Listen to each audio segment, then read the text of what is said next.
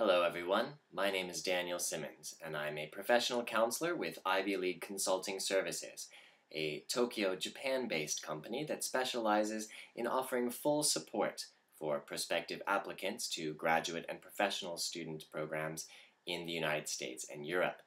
Ivy offers full support on every step of the application process, including counseling services, application document preparation, such as the resume, the personal statement, various application essays, and letters of recommendation. We also offer services in helping to choose the right school and program for you. And we do interview training, test preparation, basically anything you need to ensure that you have the best possible chance of getting into the program that you want. In this online tutorial, I'll be discussing how to become a stronger graduate school applicant. This is the first of a series of online tutorials offered by my company, Ivy League Consulting, and if you like what you see in this program, I encourage you to visit our homepage and also to schedule a free first counseling session with us if you're interested. We can be contacted via email, phone, or Skype. I should stress that although we are based in Tokyo, Japan, we invite clients from all over the world to use our services. Teleconferencing and media technology being what it is today, we can support clients all over the world. Now, without further ado, let's get to the details. How to become a stronger graduate school applicant. Once you've decided to pursue study at the graduate school level, one of the first steps to consider is the standardized test process that all prospective applicants must go through. And by these standardized tests, I mean exams such as the TOEFL IBT, the GRE, the GMAT, and so on. Now, these tests are a little bit different from what you may be used to in the Japanese university system. Unlike in the Japanese university system, exams such as the TOEFL, the GRE, and the GMAT are used mostly as an ashikiri. Now, this is a Japanese term that came into vogue in the late 1980s.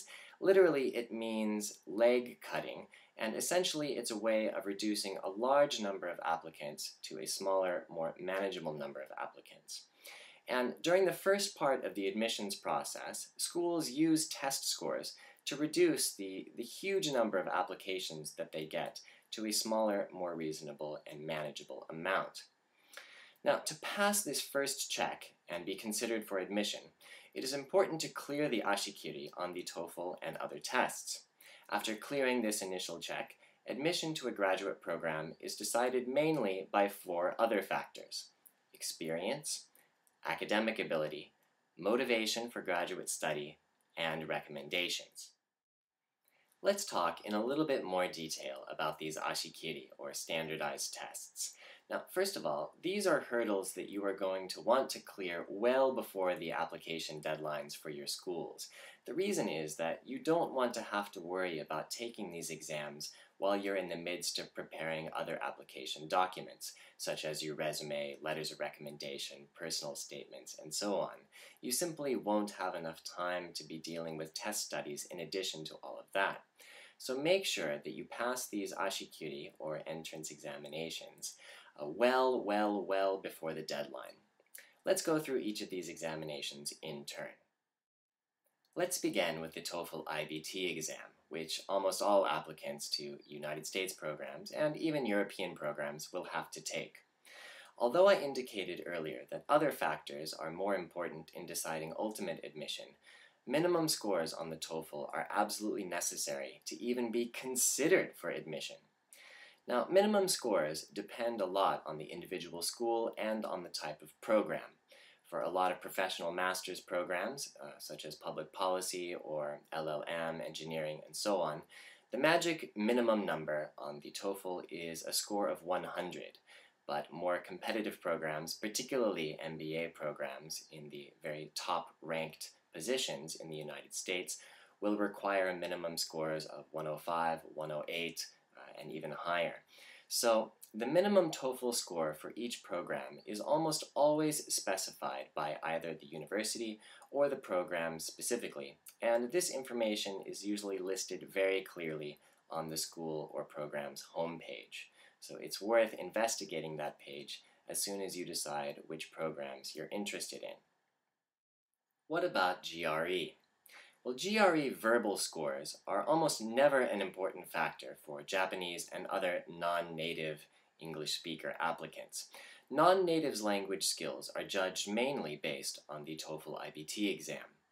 GRE math scores, however, are an important ashikiri for people applying to science and engineering related fields, and you should generally aim for a score of 750 or higher.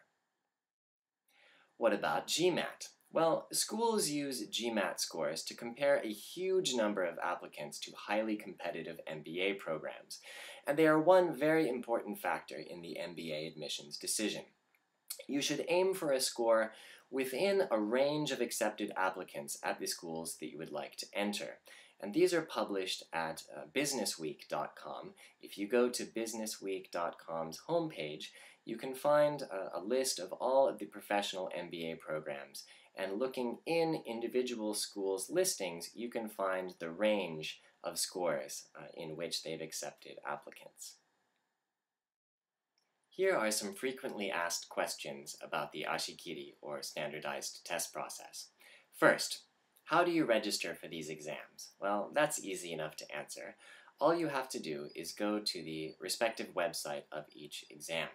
If you're taking the TOEFL, go to www.toefl.org. If you're taking the GMAT, go to www.gmat.org. And likewise, if you're taking the GRE, go to www.gre.org and follow the instructions that you find there. Next question. How early should you take the tests? Well, to ensure that your scores arrive before the application deadlines at your schools, you should take the test no later than about 4 weeks before your program's deadline. But as I advised you earlier, I would advise you to take it several months in advance to allow time to retake the exam if necessary. The TOEFL IBT in particular can be extremely crowded on test days, and therefore the next available appointment might not be until 2 or 3 months in the future. Now, the other tests are also crowded, particularly during peak application times, so in general, your best bet is to register to take the tests when you're confident of getting the score that you need, as early as possible. What are some basic strategies to use when studying for these exams? Well, first, of course, is to take practice tests. It's a very good idea to take a practice test as early as possible in order to gauge your general ability before you take the official test. Now, these practice tests can help you determine your strong points, your weak points, how far you are from your goal, and how long you will need to study. Registering for practice tests is extremely easy. All you have to do is go to the websites that I mentioned earlier and follow the instructions for taking practice exams. Some of these practice examinations are free, and others cost a small sum of money, or at least a sum that is smaller than taking the official exam. Next, of course, you should learn and practice test-taking strategies. Now, whether or not you decide to take a class, self-study is going to be extremely important, and you should begin studying at a minimum of 6 months before the test, depending on your current level. So begin at least 12 months beforehand if you need to take 2 exams. You'll get the best results by studying a few hours every day of the week. And if you decide to go with a textbook, we can heartily recommend the textbooks provided and published by Kaplan. Kaplan provides textbooks for self-study on the TOEFL IBT, as well as the GRE and the GMAT. Learning the excellent problem-solving strategies in these books or others is a great way to practice test problems repeatedly and increase your confidence and ability before taking the official exam. Of course, outside of self-study, there is always the option of taking private lessons, and a professional teacher can provide really extremely valuable advice on strategies, know-how, and motivation for test-taking. It's especially difficult to study for the TOEFL IBT speaking and writing sections, so if you have problems in those areas, I would advise you to work with a teacher, either here with IB Consulting or outside of us, in order to strengthen your skills in those areas.